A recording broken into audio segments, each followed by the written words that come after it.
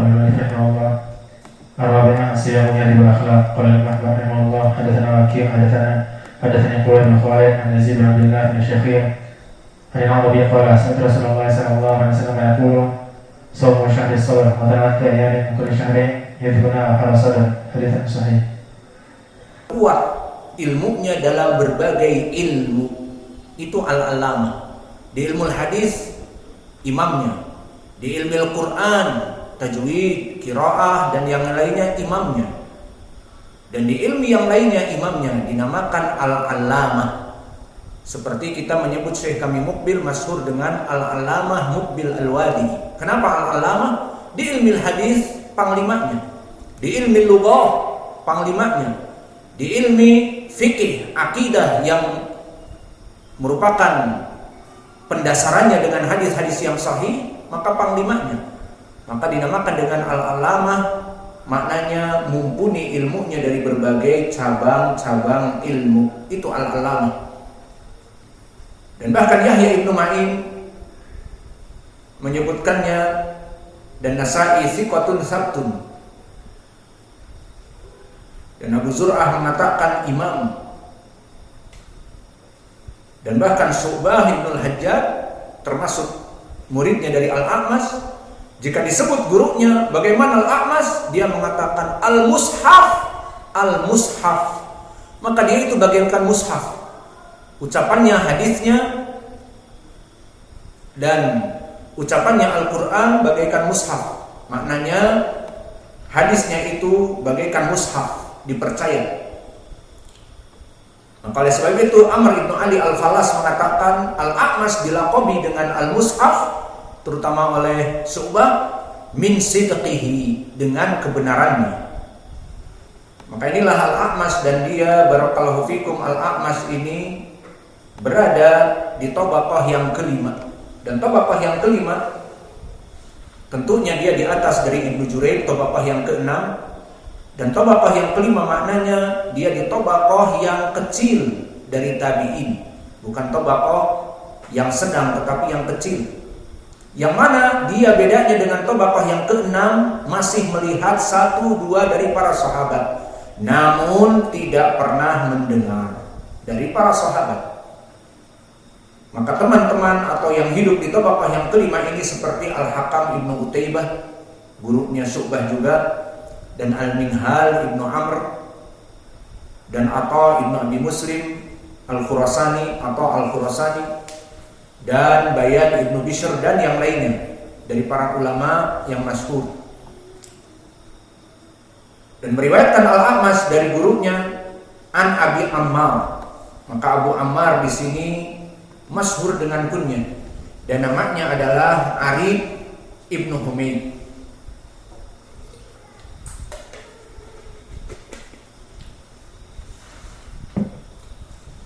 Dan Abu Ammar Arib ibnu Humaid rawi yang thiqah, disikohkan oleh Imam Ahmad dan disikohkan oleh Yahya ibnu Ma'in. Dan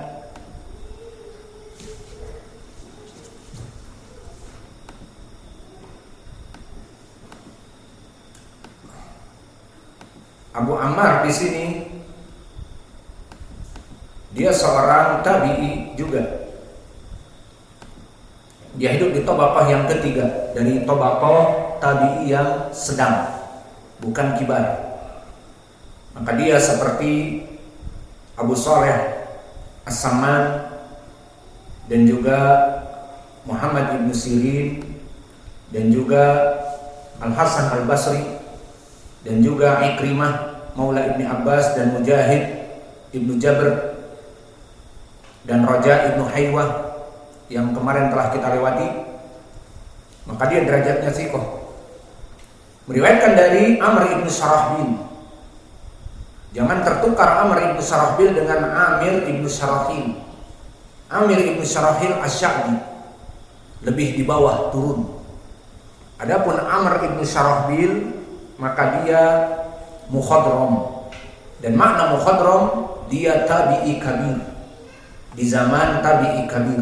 Dan mukhadram maknanya disebutkan oleh Imam Ibnu Salah dan yang lainnya, al-mukhadramun minat tabi'in, dia dari para tabi'in, bukan dari para sahabat.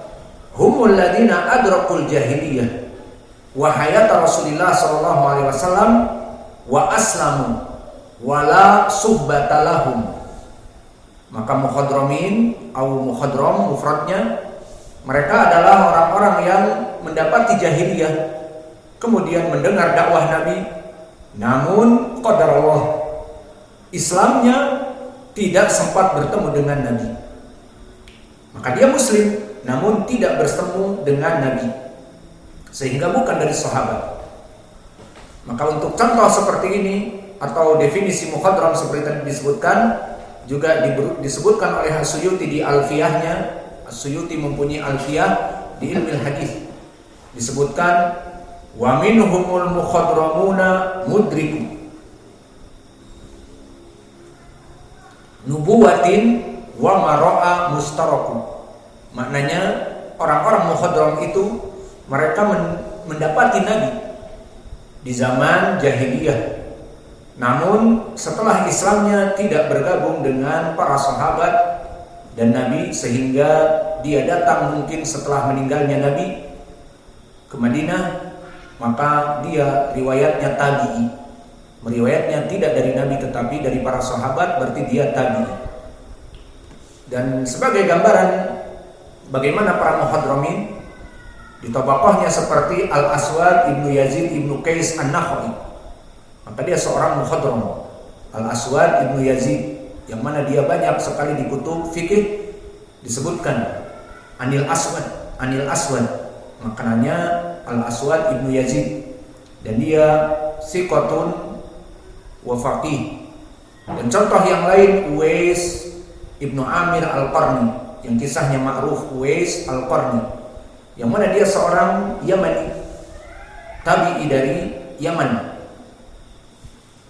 Diriwayatkan oleh Imam Muslim di dalam sahihnya, namun Imam Al-Bukhari tidak memasukkannya. Dan dia digelari dengan Sayyidu At-Tabi'in.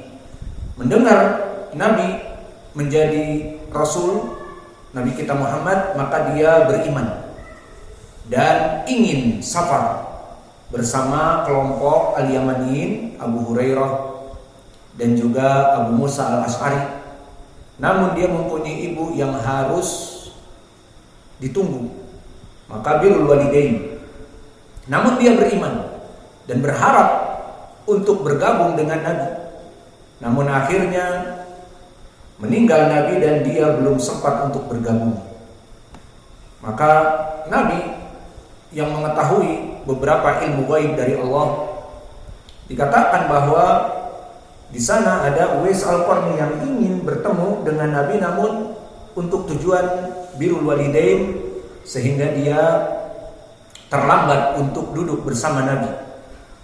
Maka diwanti-wanti kepada Umar, sayati Uwais Al-Qarni dari Yaman, dilaqabi dengan Sayyidu At-Tabi'in. Maka dia tabi'in karena tidak bertemu dengan Nabi meskipun beriman di zaman Nabi.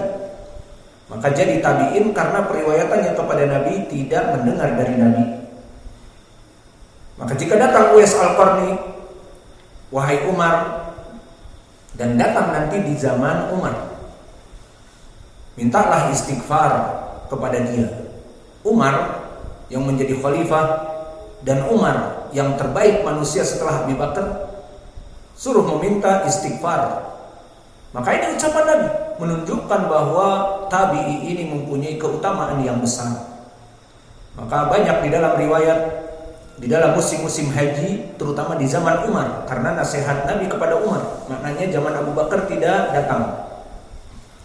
Maka akhirnya di zaman Umar, setiap ada orang-orang haji, musim haji dari berbagai negeri datang, akan ditanya, ainal wufudil yamani, mana wufud, tamu-tamu orang Yaman. Kemudian disebutkan di kemah-kemah sana. Maka akhirnya Umar mendatangi, hal minkum Uwais Al-Qarni, hal minkum minal yamaniin Uwais Al-Qarni. Seperti itu ditanya setiap tahun dari musim haji atau umrah. Maka di saat tidak bertemu ya sudah.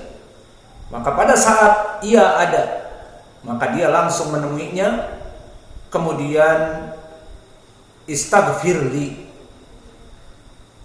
mintalah kepada Allah untuk mengampuni aku. Maka bagaimana ketawaduan Umar? Siapa Uwais Al-Qarni? Bukan dari sahabat, bukan dari Ahlul Badr, bukan dari Muhajirin wal Ansar, bal tabi'in, walakin arada an yusafira ila Rasulillah wa birrul walidain fa taraka al-hijrah ila al-Madinah li ajli ummihi. Maka dia dimintakan istighfar agar meminta ampun kepada Allah atas Umar. Umar minta didoakan. Maka ini ketawaduan dari Umar radhiyallahu anhu dan Uwais Al-Qarni rahimahullah wa radhiyallahu anhuma jami'an. Maka ini contoh dari Al-Mukhadram. Dan di sini rawi Amr ibn Syarahbil sebagai Mukhadram. Maka dia meriwayatkan dari sahabat dan juga dari Mukhadram Syaqiq ibn Salamah Abu Wa'il yang ma'ruf guru besarnya Imam Al-A'mash. Maka dia Mukhadram juga. Maka ini contoh dari Mukhadram. Maka Amr ibn Syarahbil termasuk Mukhadram. Dan dia derajatnya sikoh, disikohkan oleh para ulama. Bahkan Imam Al-Bukhari mengatakan usniya alaih, maka dia orang yang dipuji.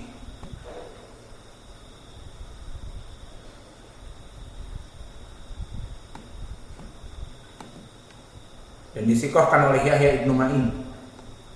Maka dari sini kita mengetahui bahwa hadis yang kedua ini maknanya sama. Dan jahalah sahabah min ashabi Nabi la yadur, seperti Al-A'rabi juga. Namun sanad ini dhaif. Limada? Minal A'mash, imam hadis tetapi mudallis. Wa fi jami' turuqihi, maka bagaimana cara mengetahui dia riwayatnya bisa dhaif? Lihat dari berbagai jalan. Bahwa Al-A'mash meriwayatkan dari Abi Ammar, semuanya Abu Ammar semuanya dalam keadaan an. Maka di sini akhirnya menjadi dhaif. Namun dengan dhaifnya sanad ini bisa terangkat dengan sanad Al-A'rabi yang sebelumnya.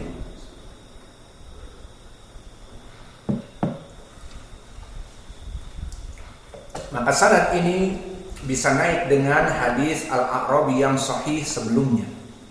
Dan di sana ada hadis-hadis yang lain yang akan kita baca sekarang. Hadis yang ketiga datang dari sahabat Adi ibnu Hatim, dan ini pun menguatkan riwayat min ashabi Nabi tadi.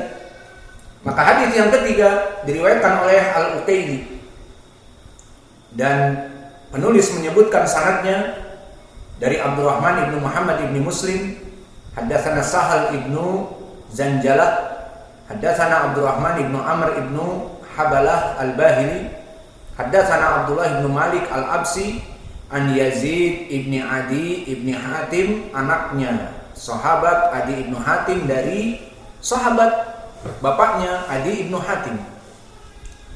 Ada sanadnya dengan antum semua.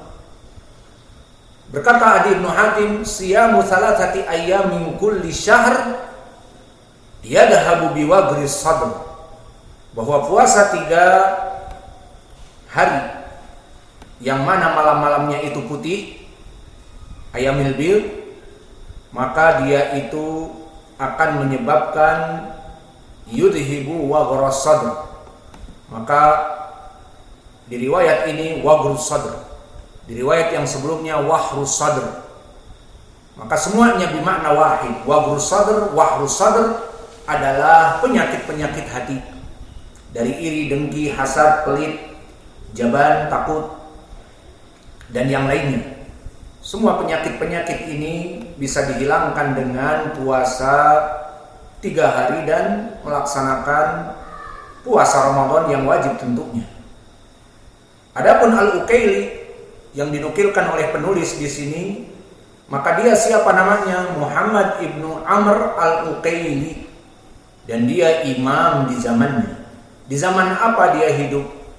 Dia hidup di zaman setelah Imam Al-Bukhari. Maka dia termasuk dari muridnya Imam Al-Bukhari dan Imam At-Tirmidzi. Dan ucapan para ulama kepada dia, berkata Abul Hasan Al-Qattan Al-Fasi, siqatun jalilul qadr. Maka dia sangat mulia. Berkata Maslamah Ibnul Qasim Al-Andalusi bahwa dia adalah jalilul. Maka Imam Al-Ukaili di sini meriwayatkan hadis dari Adi bin Hatim di dalam kitabnya Ad-Du'afa. Maka Al-Ukaili yang kami sebutkan tadi dari murid Imam Al-Bukhari, Imam Muhaddis, mempunyai kitab judulnya Ad-Du'afa, kumpulan orang-orang yang dhaif, dan disebutkan hadis-hadisnya.